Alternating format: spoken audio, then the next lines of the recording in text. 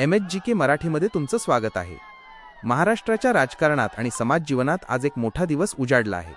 29 August 2025।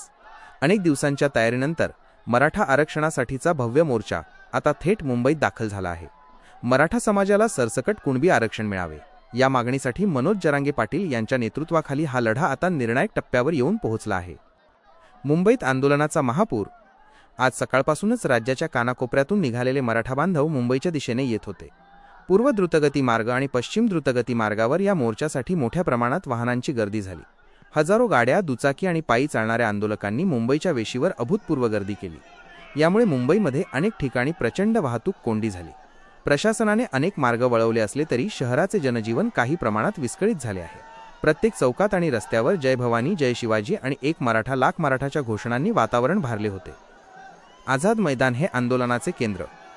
या भव्य मोर्चाचे अंतिम ठिकाण आहे मुंबईतील ऐतिहासिक आझाद मैदान। मराठा बांधव मोठ्या संख्येने या ठिकाणी जमा होत आहेत। महाराष्ट्राच्या प्रत्येक मोठ्या आंदोलनाचा साक्षीदार असलेले आझाद मैदान आज पुन्हा एकदा मराठा समाजाच्या शक्ती प्रदर्शनाने दुमदुमून गेले आहे। हजारो भगवे झेंडे, जोरदार घोषणा आणि शिस्तीच्या जोरावर मराठा समाज आपली ताकद दाखवून देत आहे। मनोज जरांगे पाटील यांचे उपोषण सुरू।